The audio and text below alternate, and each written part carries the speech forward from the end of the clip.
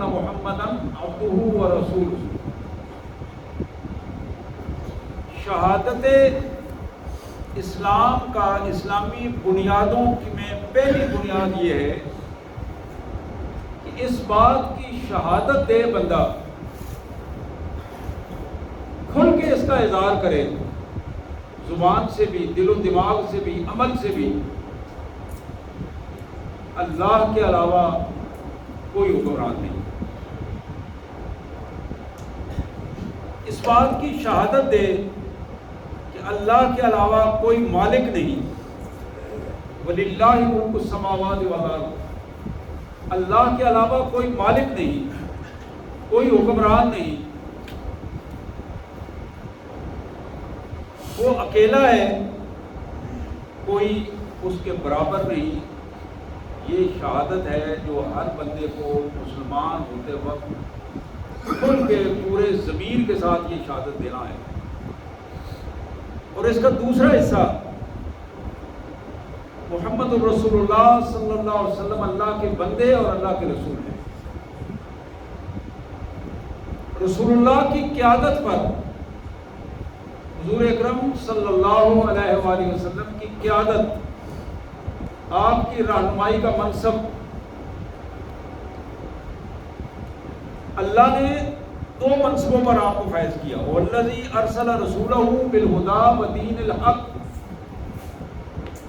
اللہ نے رسولوں کو دو منصب پر بھیجا، دو چیزیں دے کر بھیجی، ایک قیادت اور رہنمائی، جس کا دوسرا نام ہدایت ہے. لوگوں کے لیے ہدایت کا باعث بننا، ہدایت کو لوگوں کے لیے آسان بنانا اور لوگوں کو رہنمائی فراہم کرنا، یہ ذمہ داری ہر نبی کی تھی، اور ہمارے نبی صلی اللہ علیہ وسلم کی خصوصی ذمہ داری لگائی گئی. شہادت، دوسرا شہادت کا جو پہلو میں عرض کر رہا تھا، محمد الرسول اللہ صلی اللہ علیہ وسلم کے حوالے سے یہ شہادت دینا کہ اللہ کے بندے ہیں، آپ انسان ہیں، انسانوں کے رہنما ہیں، اللہ کے نبی ہیں، اللہ کے رسول ہیں اور نبیوں کے امام ہیں. ہر بندہ مومن، اس کے لیے لازم ہے کہ محمد الرسول اللہ صلی اللہ علیہ وسلم کو اپنا قائد تسلیم کرے، اپنا رہنما تسلیم کرے.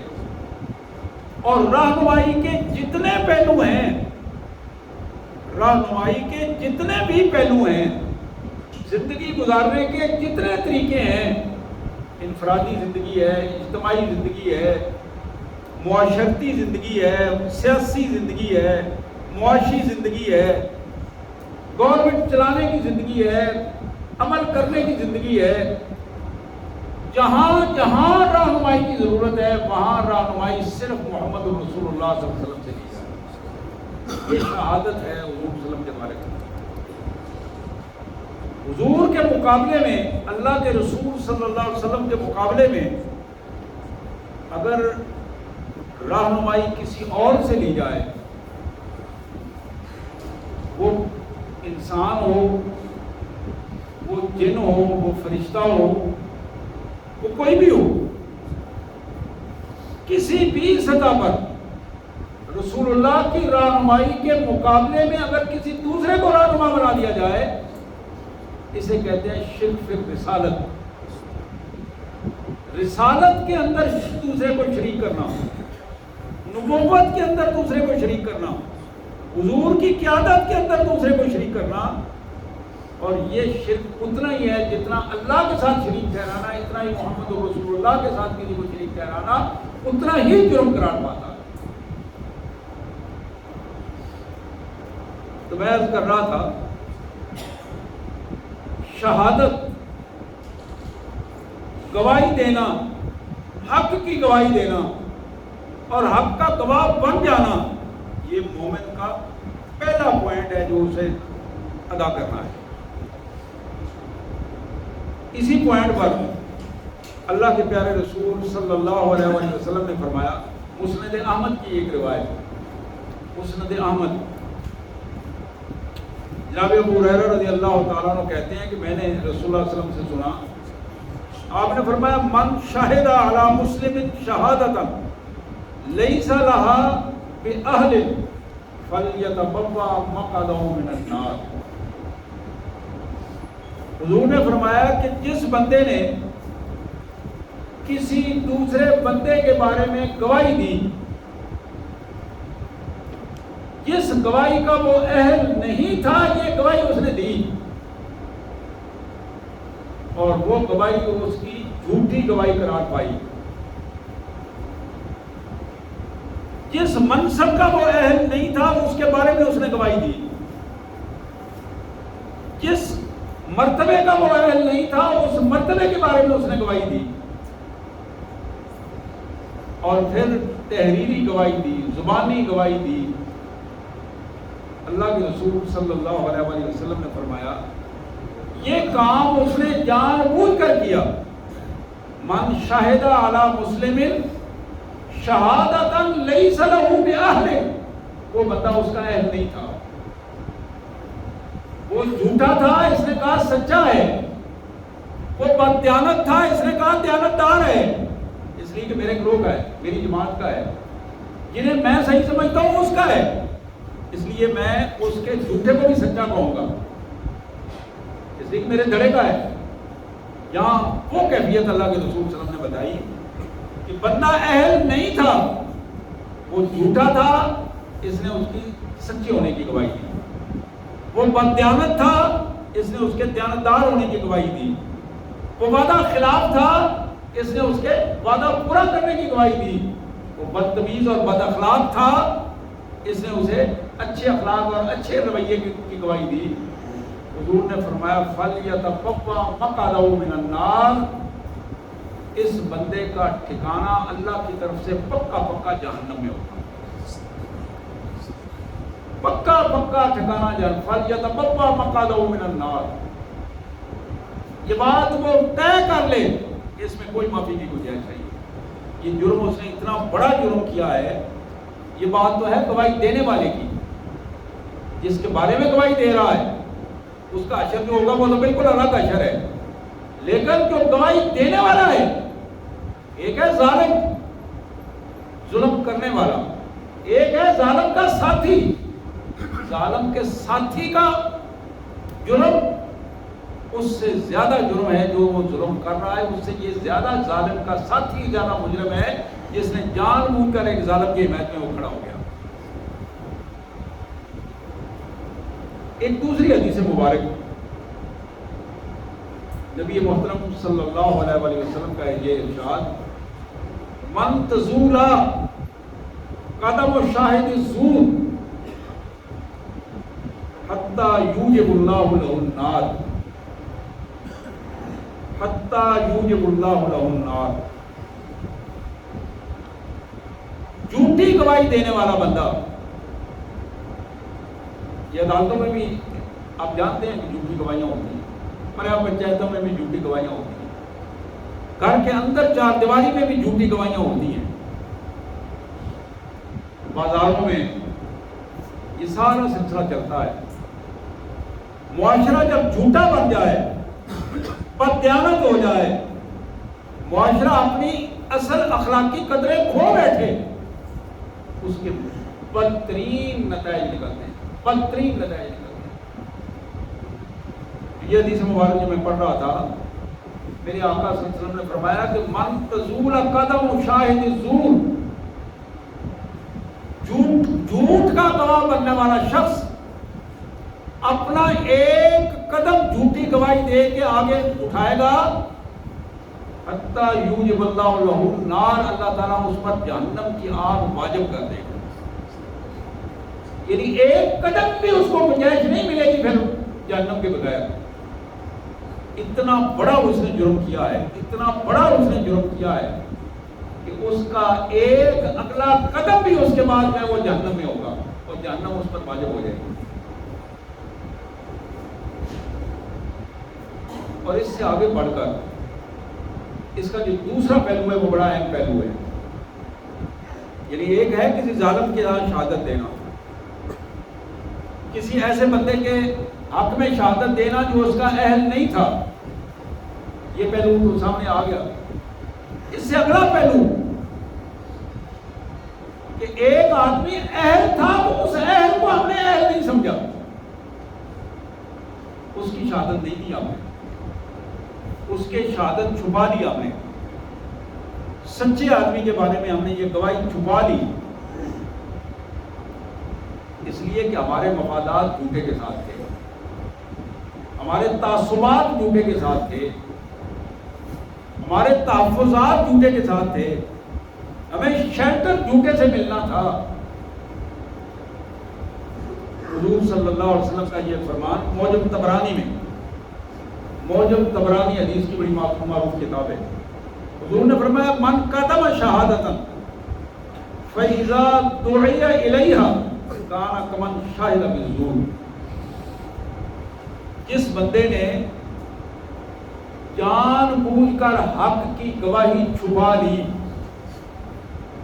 سچی بات کے لیے اسے موقع دیا, موقع دیا گیا اسے کہ تم سچی بات کر رہو, تم گواہی دے سکتے ہو, تم بتا سکتے ہو اور یہ گواہی تمہیں دینی ہے. اذا دعی, اسے بلایا گیا, ذمہ داری دی گئی, بتایا گیا کہ آؤ جا کے گواہی دو, لیکن اس نے گواہی چھپا لی, جھوٹ بول دیا, یا گواہی کا گیا ہی نہیں وہاں گواہی دینے کے لیے. حضور نے فرمایا کانا کمن شاہد بالزور, یہ بندہ بالکل اسی طرح ہے جس طرح اس نے جھوٹی گواہی دی ہے. سچی گواہی کو چھپا لینا گویا کہ اس نے جھوٹی گواہی کو موقع دے دیا اور وہ جھوٹ کا گواہ بن گیا. جہاں اس نے گواہی چھپائی ہے وہاں اس نے جھوٹ کی جھوٹی گواہی دے دی ہے, دوسرے الفاظ میں کہ میں اس کی گواہی تو نہیں دوں گا تو دوسرے کے بارے میں خاموش رہوں گا. وہ اس کا خاموش رہنا اس کا جھوٹ کا گواہ بن جانا. حضرات, یہ وہ پہلو تھے جس کو محمد کریم صلی اللہ علیہ وآلہ وسلم نے اس انداز میں ہمارے سامنے رکھا. ابو داؤد کی ایک حدیث, سنن ابو داؤد, سیاستہ کی بڑی معروف کتاب ہے. حضور اکرم صلی اللہ علیہ وسلم نے فرمایا ما من رجل, ایک ایسا آدمی جس کے سامنے قوم میں, اپنے گاؤں میں, اپنے گلی محلے میں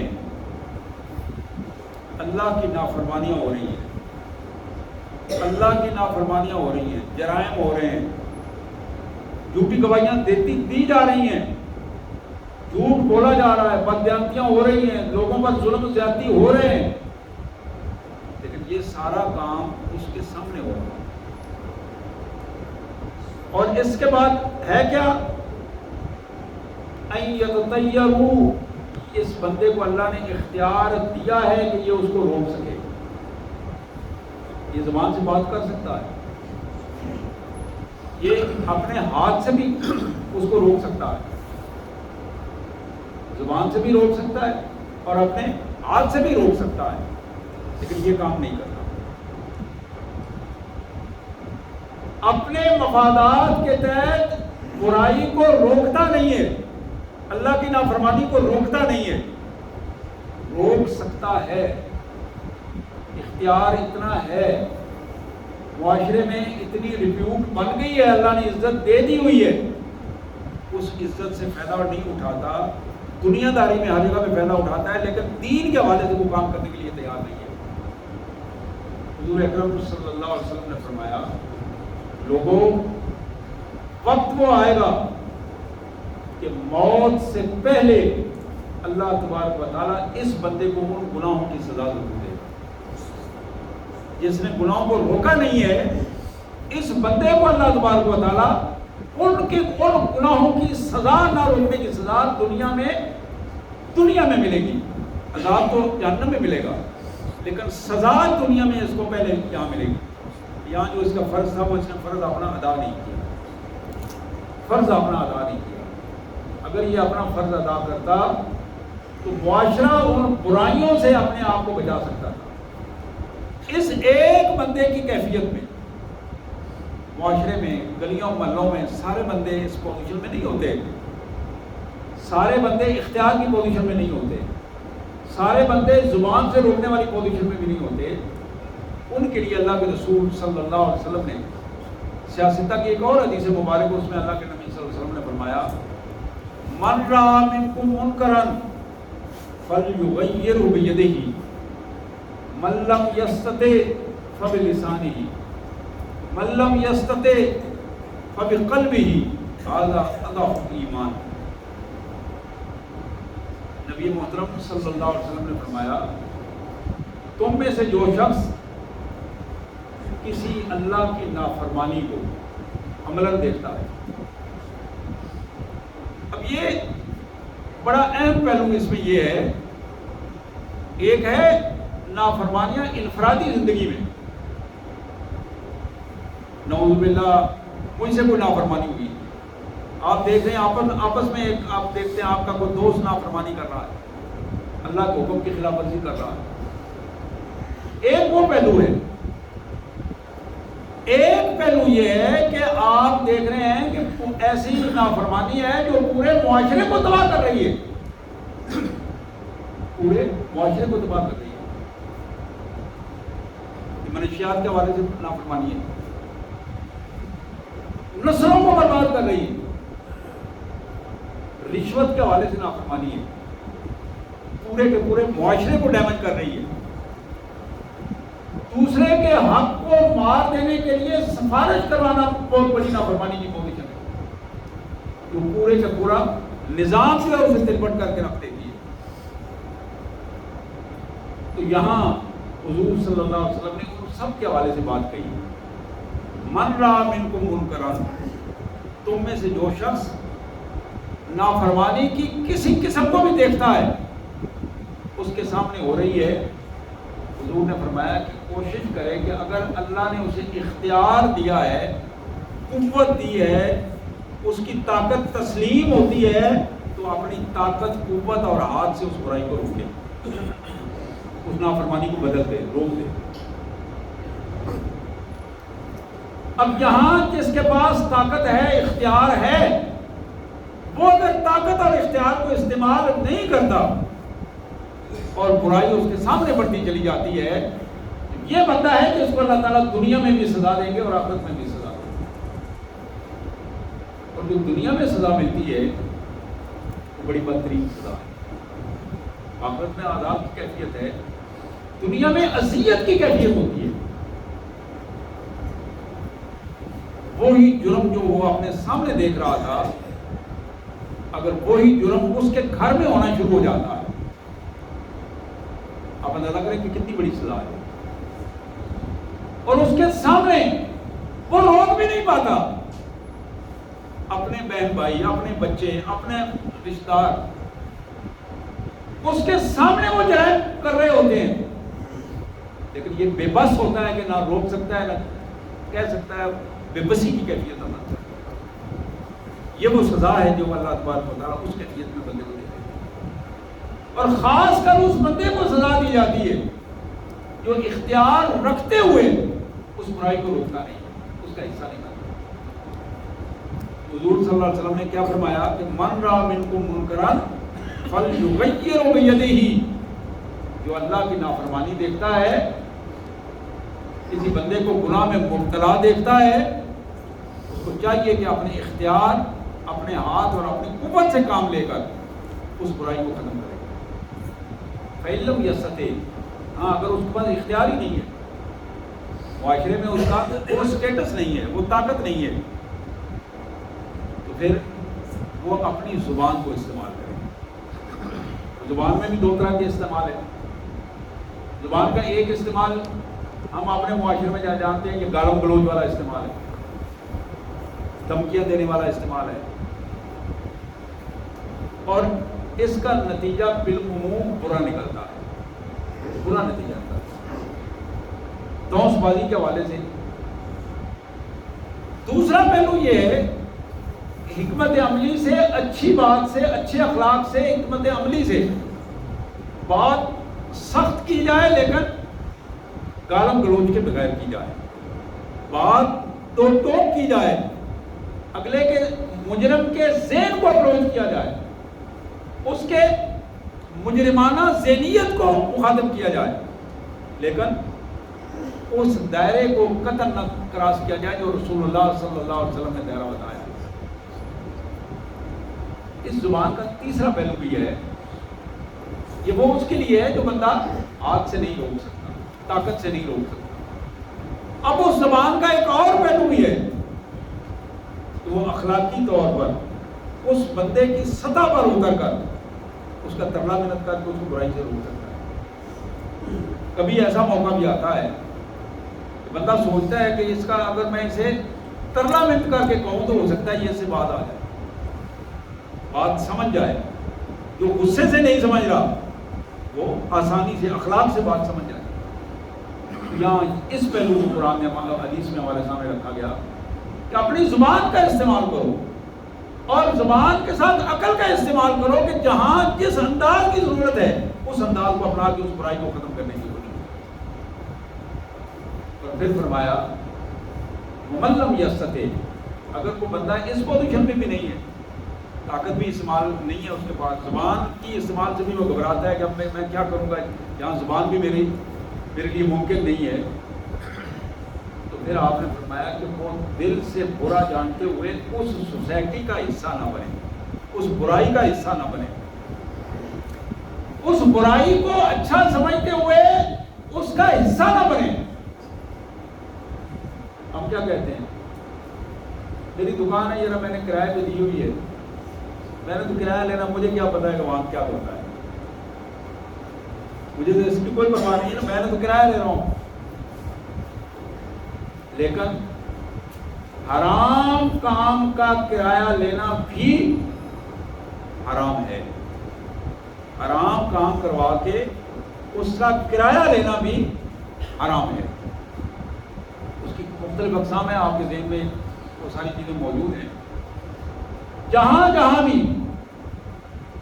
کسی بندے کی نگرانی میں بندہ سہولت کار بن کے اپنے شک کرایہ لے کر سہولت کار بنا، جب برائی کا سہولت کار بنا ہے تو پھر جہاں دنیا کا قانون اسے پکڑتا ہے وہاں اللہ کا قانون بھی اسی کیفیت میں اس کو پکڑتا ہے۔ میں نے پچھلے جمعے میں یہ عرض کی تھی، رسول اللہ صلی اللہ علیہ وسلم نے فرمایا بنی اسرائیل میں برائی کس طرح پھیلی، معاشرہ کس طرح برا بن گیا۔ ایک شخص اپنے گھر سے نکلتا ہے، وہ بازار میں جاتا ہے، کسی ٹھکانے میں جاتا ہے، اپنے کسی دوست واقف کو ملنے کے لیے اس کے پاس جاتا ہے، اور وہ دیکھتا ہے کہ وہ بندہ اللہ کی نافرمانی میں مبتلا ہے۔ اب اللہ کی نافرمانی مختلف حوالوں سے ہو سکتی ہے۔ ایک بڑی نافرمانی یہ ہے کہ وہ دیکھ رہا ہے کہ یہ بندہ ترازو کو درست سے استعمال نہیں کر رہا، گاہک کو پتہ نہیں ہے، لیکن یہ جو دوست اس کا ساتھ بیٹھا ہے اس کو پتہ چل گیا کہ وہ حرام زدگی کر رہا ہے، ڈنڈی مار رہا ہے، پیسے پورے لے رہا ہے، سامان تھوڑا دے رہا ہے۔ یہ پہلو جو میں عرض کر رہا ہوں، حضور صلی اللہ علیہ وسلم نے فرمایا کہ بندہ جا کے بیٹھتا ہے اپنے دوست کے پاس، وہ اللہ کی نافرمانی کر رہا ہے۔ اب اللہ کی نافرمانی کرتے ہوئے اس نے اس کو دیکھ لیا، اس کو سمجھایا کہ اللہ کے بندے اس طرح نہ کرو، تم تباہ ہو جاؤ گے، برباد ہو جاؤ گے، جس رزق کو حرام طریقے سے اکٹھا کر رہے ہو وہ رزق تمہارے لیے مصیبت بن جائے گا، تمہارے لیے، تمہاری اولاد کے لیے، تمہاری نسلوں کے لیے برباد کر دے گی۔ یہ بندہ ہر روز وہاں جا کے بیٹھتا تھا، ایک دن بھی آپ نے فرمایا گیا اس کو سمجھایا، دوسرے دن گیا سمجھایا، تیسرے دن گیا سمجھایا، وہ بندہ باز نہیں آیا، وہ اپنے کام کو کرتا رہا۔ اس نے 2-3 دن تو سمجھایا اسے، پھر آخر یہ بھی جا کے چپ کر کے وہاں بیٹھ جاتا تھا، گپ شپ لگاتا تھا، چائے پیتا تھا، کھاتا پیتا تھا، اور وہاں اٹھ کے آ جاتا تھا۔ اب حضور نے فرمایا کہ برائی اس طرح پھیلی کہ یہ بندہ اپنی خاموشی کی وجہ سے اس برے آدمی کا سہولت کار بن گیا، اور پھر اللہ نے ان دونوں کے دلوں کو آپس میں ملا دیا، کیونکہ اس نے برائی کو قبول کر لیا۔ یہ برا نہیں تھا، برا نہیں تھا، برائی کو اس نے قبول کیا، اس نے برے کے پاس بیٹھنا نہیں چھوڑا، برے کو سمجھایا وہ نہیں سمجھا، یہ بھی اس کے ساتھ بیٹھ گیا۔ یہ برائی نہیں کر رہا تھا لیکن برائی کو برداشت کر رہا تھا. اس کا برداشت کرنا اللہ نے اس کو برداشت نہیں کیا, اللہ نے ان کے دلوں کو ملا دیا. اب یہ بھی آہستہ آہستہ اس معاشرے کا, برے معاشرے کا حصہ بن گیا, اس برائی کا حصہ بن گیا یہ شخص. اب حضور نے فرمایا نتیجہ کیا نکلا؟ آہستہ آہستہ وہ ماحول جو ہے وہ برائی کا پورا کا پورا میدان بن گیا. آج میرا اور آپ کا یہی حال ہے. آج ہمارے بازاروں میں, ہمارے گھروں میں, ہمارے اداروں میں, ملک کے وہ ادارے جنہوں نے برائیوں کو روکنا تھا وہ خود برائیوں کو ترویج دینے والے بن گئے. ملک کے وہ افراد, با اختیار افراد جنہوں نے طاقت سے اس کو روکنا تھا, ان کی طاقتیں مفادات کی بھیڑ چڑھ گئی, تعصبات کی بھیڑ چڑھ گئی ہیں. اور نتیجہ کیا نکلا ہے کہ آہستہ آہستہ ان کے دل مل گئے ہیں اور وہ شہادت زور کا حصہ بن گئے. جھوٹی گواہی جو انہوں نے زبان سے دی وہ جھوٹی گواہی پھر عمل کی گواہی بن گئی, پھر انہوں نے عمل سے جھوٹی گواہی دی اور پورے معاشرے میں وہ معاشرہ ہی ایک جھوٹ کا معاشرہ بن گیا. اور آج ہم عملاً دیکھتے ہیں جھوٹ بولنا کسی کے لیے کوئی مشکل کام نہیں, اس کو کوئی برائی نہیں سمجھی جاتی. جھوٹی گواہی کو کوئی برائی نہیں سمجھی جاتی, بالکل لائٹ لیتے ہیں. جھوٹ بول کر بھی شرمندگی بھی نہیں ہوتی. اور اللہ کے رسول صلی اللہ علیہ وسلم کا فرمان ہے, قرآن میں یہ بارہ آیا کہ جھوٹ اور ایمان ایک جسم میں اکٹھے نہیں رہ سکتے. بندہ جھوٹ بول کر بے ایمان ہو جاتا ہے جب تک وہ اپنے ایمان کی تجدید نہیں کرتا, نئے سرے سے کلمہ پڑھ کے مسلمان نہیں ہوتا, اتنے تک بات نہیں بنتی. عبداللہ زیادہ کریں یہ کوئی معمولی بات ہے. ایمان کا جنازہ نکل جانا. حضور صلی اللہ علیہ وسلم نے فرمایا کہ حدیث میں آتا ہے چور جب چوری کر رہا ہوتا ہے اس کے جسم سے ایمان چھتری کی طرح نکل کر اوپر آ جاتا. بدکار بدکاری کر رہا ہوتا ہے, اس کا ایمان چھتری کی طرح نکل کے باہر ہوتا ہے. جب وہ اس چوری یا بدکاری یا غلط حرکت میں ہوتا ہے تو اس وقت وہ بے ایمان ہوتا ہے. اگر اس وقت اس کی جان نکل جائے تو وہ جان بے ایمان اور کافر کی صورت میں نکلے گی, اس برائی میں رہتے ہوئے. اب ذرا غور کیجیے. اور اس سے آگے میں ایک بات بتانے والا ہوں.